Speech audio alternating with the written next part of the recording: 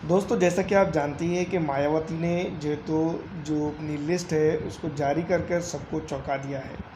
और हिंदुस्तान के अंदर जो इंडिया गठबंधन, माफ़ कीजिएगा, इंडिया गठबंधन के अंदर सबको एक तरह से देखा जाए तो एक शौक दिया है, जिसके अंदर लालू प्रसाद यादव भी है, हो सकते हैं, या फिर अलग अलग तरह के नेतागण जो इस वक्त ये कह रहे थे कि ममता बनर्जी उनके साथ है।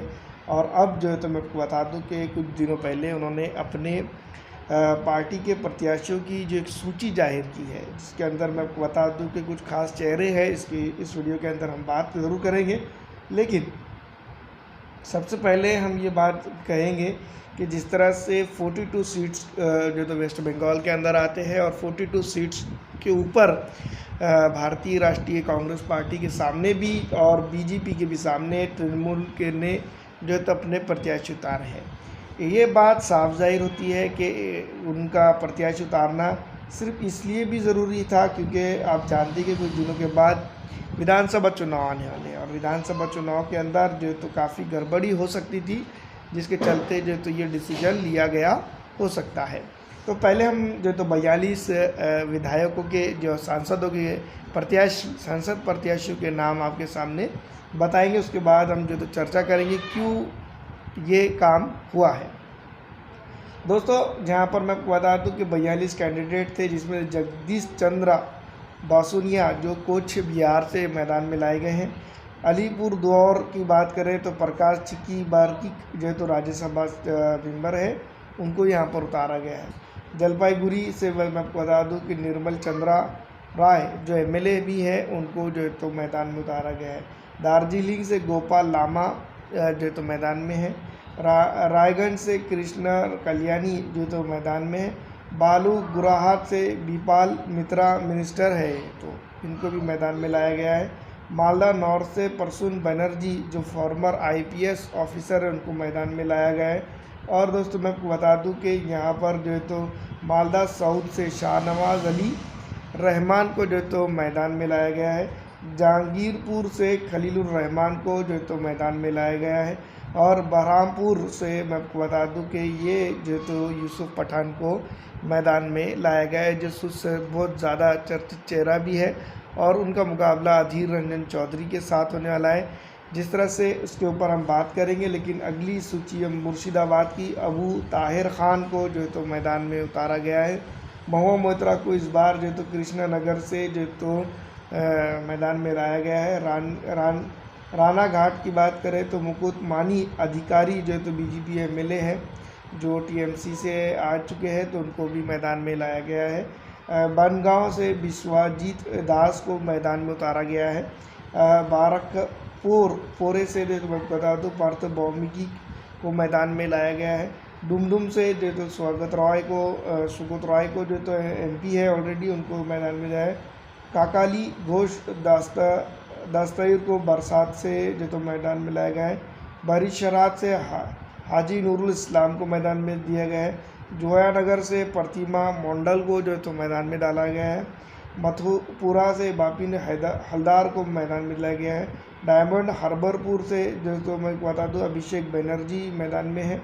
इस तरह से कई एक प्रत्याशी है जो मैं आपको बता दूं कि मैदान में है। 42 के 42 में से ज़्यादातर मैं आपको बता दूं कि मुस्लिम पिछड़ा आरक्षित और अलग अलग तरह के हैं। कोई एक्टर है, कोई फिल्मी दुनिया से है, कोई मैं आपको बता दूं कि क्रिकेटर है, तो कोई कुछ है। वैसे तो मैं आपको बता दूं कि 42 के 42 एमपी जो ममता बनर्जी ने उतारी है, काफ़ी सुशिक्षित है और काफ़ी कुछ चीज़ें उनकी हुई है।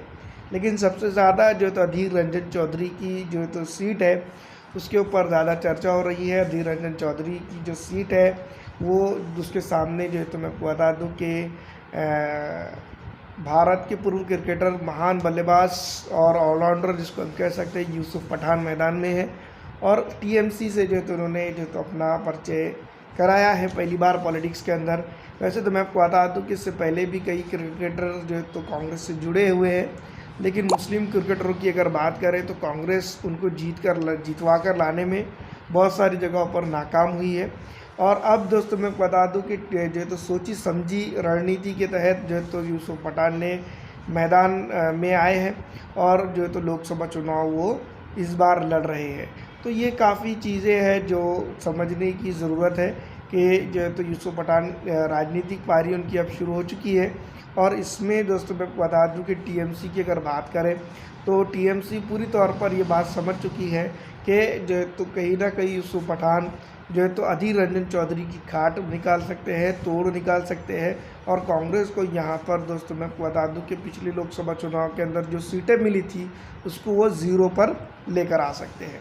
दूसरी तरफ मैं आपको बता दूं कि पिछली दफ़ा लोकसभा चुनाव जब हुए थे 19 से पहले 14 के अंदर, तो भारतीय राष्ट्रीय कांग्रेस पार्टी और भारतीय जनता पार्टी यहाँ पर काफ़ी जो है तो सक्रिय हुई थी, वोटिंग अच्छी ली थी।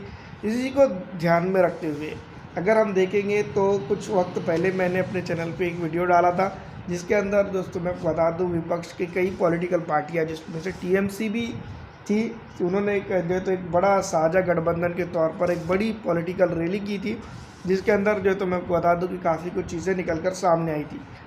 अगर ममता बनर्जी यहाँ पर जो है तो गठबंधन कर जाती या फिर दोस्तों मैं बता दूं कि गठबंधन के साथ रहती तो विधानसभा चुनाव के अंदर इसका इम्पैक्ट ज़रूर देखने को मिलता, क्योंकि 6 सीट जो है तो मैं बता दूं कि जो है तो यहाँ पर कांग्रेस डिमांड कर रही थी। और साथ ही साथ अगर कभी फिर लेफ्ट की बात करें तो तकरीबन वो 3 से 4 सीट की डिमांड करते। तो 6x6 अगर देखा जाए तो 36 विधानसभा सीट से ज़्यादा सीटें जो है तो पर जो है तो मैं बता दूं कि कांग्रेस कम्प्लीटली स्ट्रांग हो जाती। और दूसरी तरफ अगर हम बात करें तो 6 सीटें और ये भी जो है तो लेफ़्ट की पार्टी से अगर डिमांड कर देती तो 36 वो सीटें। ऐसे अगर कभी देखा जाए तो मैं बता दूं कि ये 100 के आंकड़े को जो है तो यहाँ पर पहुँच जाते। तो आने वाले जो विधानसभा चुनाव थे तो ममता बनर्जी को करना ये होता कि ममता बनर्जी की पार्टी मिला जुला गठबंधन जो है तो कांग्रेस का उस वक्त जो चुनाव लड़ रहा था वो ये तमाम मिलाकर जो तो लोकसभा विधानसभा के अंदर ममता बनर्जी को परेशानी का सबब बन सकते थे। तो इसके चलते यही सोच इसके पीछे बैकिंग काम कर रही है, जिसके चलते दोस्तों मैं बता दूं कि इस तरह के हालात हमें देखने को मिल रहे हैं। और ये हालात अगर ऐसे हैं तो इसका मतलब ये बात साफ़ होती है कि आने वाले दिनों के अंदर कुछ चीज़ें और बदलेंगी। और ममता बनर्जी जो है तो जिस तरह से अपने 42 के 42 कैंडिडेट उन्होंने मैदान में उतारी है तो उसके ऊपर वो काफ़ी मेहनत कर रही है। और पहले से मैं आपको बता दूं कि पूरे बंगाल के अंदर वो विधानसभा चुनाव के दौरान भी जो है तो मेहनत कर चुकी है। इस बार जो है तो विधानसभा चुनाव कई एक फेज़ों में जो है तो होंगे, तो यहाँ पर एक बासानी तौर पर जो है तो ममता बनर्जी को एक आसानी हो जाएंगी, जिसके चलते जो है तो पूरे वेस्ट बंगाल के अंदर जो है तो वो चलेंगी और जो है तो वहाँ पर उनकी प्रचार प्रसार होगा। पिछली दफ़ा से अब की बार जो तो काफ़ी एग्रेसिव मूड में जो तो ममता बनर्जी दिखाई दे रही है और पूरे बंगाल के अंदर दोस्तों मैं बता दूं कि एक मजबूत स्थिति उनके फेवर में जाती हुई नज़र आ रही है। फिलहाल इस वीडियो में इतना ही।